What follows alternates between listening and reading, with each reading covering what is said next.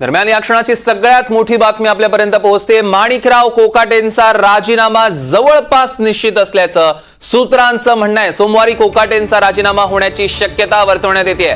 मंगळवारी होणाऱ्या कॅबिनेट बैठकीपूर्वीच राजीनामा होण्याची शक्यता वर्तवण्यात येते। सततच्या वादग्रस्त वक्तव्यांमुळे पक्षाची आणि सरकारची बदनामी होत असल्यानं राजीनामा घेणार आहेत। विधान भवनातला रमी खेळतानाचा व्हिडिओ, मग नंतरची वक्तव्य यासारख्या इतर अनेक विधानांमुळे कोकाटे अडचणीत आलेले होते।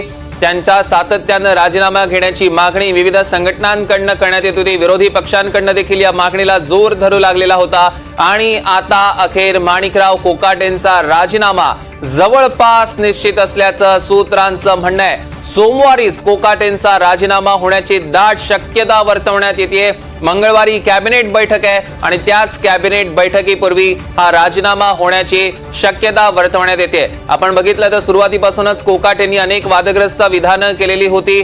सोबतच आता तो त्यांचा व्हिडिओ व्हायरल झाला, त्यानंतर कोकाटेंवर अधिक टीकास्त्र टाकली जाऊ लागली। कोकाटेंचा रमी खेळतानाचा व्हिडिओ व्हायरल झाल्यानंतर अनेक पक्षांनी, अनेक संघटनांनी त्यांच्या राजीनाम्याची मागणी केलेली होती। सोबतच इतर अनेक विधानं कोकाटेंनी अशी केलेली आहेत ज्यावेळेस अनेकदा शेतकऱ्यांची मनं दुखावली गेलेली होती, राज्यातील सामान्य जनतेची मनं दुखावली गेलेली। आणि आता आपण बघतोय कोकाटेंचा राजीनामा जवळपास निश्चित मानला जातोय। मंगळवारी जी कॅबिनेट बैठक होणार आहे त्या कॅबिनेट बैठकीपूर्वी माणिकराव कोकाटेंचा राजीनामा घेतला जाऊ शकतो। या क्षणाची सगळ्यात मोठी आणि महत्त्वाची राजकीय बातमी। तर सोमवारी अजित पवार आणि कोकाटेंची भेट देखील होणार आहे। माणिकराव कोकाटेंचा राजीनामा हा जवळपास निश्चित असल्याचं सूत्रांचं म्हणणं आहे। आता त्यांच्या जागी कोणाची वर्णी लागणार हे देखील बघणं तितकंच महत्त्वाचं आहे आणि सोबतच कोकाटेंना कुठलं पद दिलं जाणार सरकारमध्ये हे देखील बघणं तितकंच महत्त्वाचं ठरणार आहे। दरम्यान राजीनाम्याची तर दाट शक्यता आहे आणि याच संदर्भातले अधिकचे अपडेट्स आपण घेणार आहोत। अविनाश जाधव आपले प्रतिनिधी आपल्यासोबत जोडले गेले आहेत। अविनाश पवार आपल्यासोबत जोडले गेले। अविनाश, काय अपडेट्स आहेत?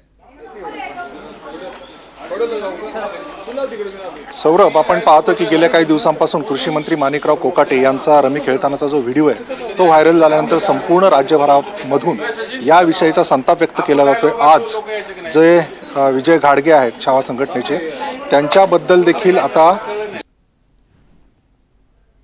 पदाधिकारी आत्ता या ठिकाणी पुण्यातल्या सर्किट हाऊसमध्ये उपमुख्यमंत्री अजित पवार यांची बैठक होती, त्या ठिकाणी येऊन भेटले आणि त्यानंतर जे आपल्याला सूत्रांनी माहिती दिली त्यानुसार माणिकराव कोकाटे यांचा राजीनामा हा जवळपास निश्चित मानला जातोय।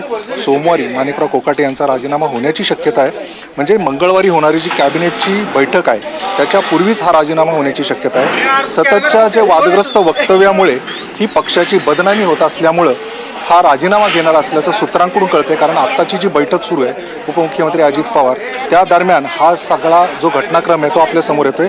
विधान भवनातला तो जो व्हिडिओ आहे तोच त्यांना या सगळ्या राजीनाम्यासाठी कारणीभूत ठरताना दिसतोय, कारण याची सातत्याने होणारी चर्चा यामुळे कुठेतरी सरकारची बदनामी होती असं सगळं चित्र आता पाहायला मिळते। त्याच्यामुळे हा जो राजीनामा आहे तो जवळपास निश्चित मानला जातोय। सौरभ, निश्चितच अविनाश, यावर लक्ष ठेवून असा त्याचे अपडेट्स आम्ही घेऊ। तुर्तास धन्यवाद।